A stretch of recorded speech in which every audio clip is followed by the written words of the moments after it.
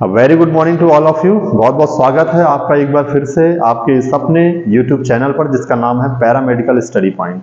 और मॉडल प्रश्न पत्र की सीरीज हमने शुरू की है और आज एक बार फिर से एक नए मॉडल प्रश्न पत्र के साथ में हम आप सभी के सामने आए हैं। और आपका एक अंतिम पेपर है बचा हुआ है हेमेटोलॉजी का। बीएमएलटी फर्स्ट ईयर के पेपर चल रहे हैं इस समय और एक लास्ट पेपर आपका हेमेटोलॉजी सब्जेक्ट का बचा हुआ है। तो इसी कड़ी में हम आप सभी के लिए हेमेटोलॉजी का प्रश्न पत्र, एक मॉडल प्रश्न पत्र लेकर के आए हैं जिसमें कुछ इंपॉर्टेंट क्वेश्चन हैं जो बार बार एग्जाम में पूछे जाते हैं और उन्हीं में से उनका एनालिसिस करके हमने कुछ एक प्रश्न बनाए हैं, एक पेपर, इनका एक मॉडल पेपर तैयार किया है। तो देख लेते हैं क्या क्या प्रश्न है जो आपके इस बार के पेपर में आने की संभावना है। तो पहला जो प्रश्न है, पैटर्न तो आप सभी को मालूम है, पहले 10 प्रश्न आपको 50 टू 60 वर्ड में करने होंगे और 2 मार्क्स आपको इस पेपर के इस प्रश्न के सॉल्व करने के बाद मिलेंगे। तो पहला जो क्वेश्चन है वो enumerate monocyte and eosinophil. Monocyte बहुत ही इंपॉर्टेंट क्वेश्चन है, इसका स्ट्रक्चर भी आपसे पूछा जा सकता है और इओसिनोफिल का भी स्ट्रक्चर आपसे पूछा जा सकता है। तो इसको 2 मार्क्स के हिसाब से आप लिखिएगा। दूसरा क्वेश्चन है ईडीटीए। ईडीटीए का कई बार फुल फॉर्म पूछा गया है, ईडीटीए के यूज पूछे गए हैं, तो ईडीटीए के बारे में आप पढ़ लीजिएगा। इथाइलिन डाइअमीन टेट्राएसिटिक एसिड इसका फुल फॉर्म होता है और एक ये काफी इंपॉर्टेंट एंटीकोगुलेंट है जिसका हेमेटोलॉजी में यूज किया जाता है। नेक्स्ट क्वेश्चन आपका ईएसआर। ईएसआर आपका इरेथ्रोसाइट सेडिमेंटेशन रेट, इसकी नॉर्मल वैल्यू भी आपसे पूछी जा सकती है और इसके बारे में क्लिनिकल जो सिग्निफिकेंस है इसका, इसकी मात्रा कब रेज हो जाती है, कब डाउन होता है, इसके बारे में आप पढ़ लीजिएगा। नेक्स्ट आपका एबनॉर्मल हीमोग्लोबिन। एबनॉर्मल हीमोग्लोबिन क्या होते हैं, सिर्फ आपको उसके नाम लिखने हैं। नेक्स्ट आपका reticulocyte and it's normal value.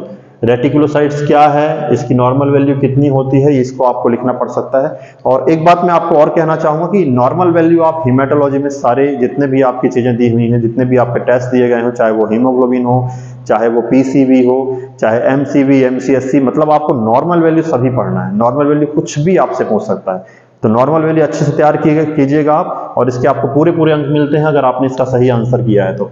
Next आपका क्वेश्चन है लीशमान स्टेन। हेमेटोलॉजी में यूज किया जाने वाला एक काफी इंपॉर्टेंट स्टेन है। लीशमान स्टेन के बारे में आप लिखिएगा। नेक्स्ट आपका पॉलीसाइथीमिया। पॉलीसाइथीमिया क्या होता है? Polycythaemia is a clinical condition जिसमें कि आरबीसी जो है वो नॉर्मल से ज्यादा हो जाती है, या यूं कह लें कि 7.5 मिलियन पर क्यूबिक एमएम से अगर आरबीसी की संख्या है उस पर, तो वो कंडीशन जो है पॉलीसाइथीमिया कहलाएगी। और पॉलीसाइथीमिया के 2 टाइप्स होते हैं, प्राइमरी और सेकेंडरी पॉलीसाइथीमिया, तो इसको अच्छे से लिखिएगा। ये क्वेश्चन आपसे 2 मार्क्स में ही पूछा जाना चाहिए। नेक्स्ट है आपका प्लाज्मा प्रोटीन। प्लाज्मा प्रोटीन क्या होते हैं, इनके बारे में लिखिए। नेक्स्ट आपका PCV and its clinical significance. Packed cell volume क्या है, इसका क्लिनिकल सिग्निफिकेंस क्या है, इसके बारे में लिखिएगा आप। नेक्स्ट आपका थ्रोम्बोसाइटोसिस एंड थ्रोम्बोसाइटोपिनिया। जब प्लेटलेट की मात्रा सामान्य से ज्यादा हो जाए तब वह स्थिति क्या कहलाएगी? थ्रोम्बोसाइटोसिस। और अगर प्लेटलेट की संख्या सामान्य से कम हो जाए तब वह स्थिति थ्रोम्बोसाइटोपिनिया कहलाती है। तो एक और चीज जान लीजिए, आपने पढ़ा ही होगा, बहुत कॉमन सी बात है, साइटोसिस मतलब सामान्य से ज्यादा सेल की स्थिति, और पीनिया का मतलब जब सामान्य से कोई चीज कम हो जाए तब वह पीनिया शब्द के साथ जुड़ के आता है। ये एक टर्मिनोलॉजी है, आपने पढ़ा होगा इसके बारे में। नेक्स्ट आपका difference between serum and plasma. काफी इंपॉर्टेंट और काफी पॉपुलर क्वेश्चन अक्सर पेपर में आता है। नेक्स्ट आपका एमसीवी, एमसीएच एंड एमसीएससी, ये रेड ब्लड सेल इंडिसेस होते हैं। इसके बारे में आप देख लीजिएगा इनको कैसे करते हैं, इनके नॉर्मल रेंज क्या होती है। नेक्स्ट आपका ब्लड ग्रुप। ब्लड ग्रुप क्या होता है, इसके बारे में 2 मार्क्स में लिख सकते हैं। नेक्स्ट आपका फाउचे टेस्ट। फाउचे टेस्ट के बारे में आप लिखिए। और लास्ट आपका जो क्वेश्चन है 2 मार्क्स में, वो है फंक्शन ऑफ प्लाज्मा। प्लाज्मा के क्या कार्य होते हैं उसके बारे में आप लिख सकते हैं। तो ये थे आपके 50 टू 60 वर्ड में 2 मार्क्स के क्वेश्चन, इनके बारे में आप देख लीजिएगा, इनको बहुत अच्छे से लिखिएगा। अब बढ़ते हैं हम अपने नेक्स्ट क्वेश्चन की ओर, जो है शॉर्ट आंसर टाइप क्वेश्चन, और इनका आंसर आपको 250 से 300 वर्ड्स में करना होता है। तो इसका जो पहला क्वेश्चन है वो सेफ्टी लेवल या लेफ्टिंग से भी ये क्वेश्चन पूछा जा सकता है, और ये लगभग हर पत्र में इस क्वेश्चन को पढ़ी जाती है और आपसे इन द लेबोरेटरी अक्सर प्रश्न पत्र। नेक्स्ट आपका है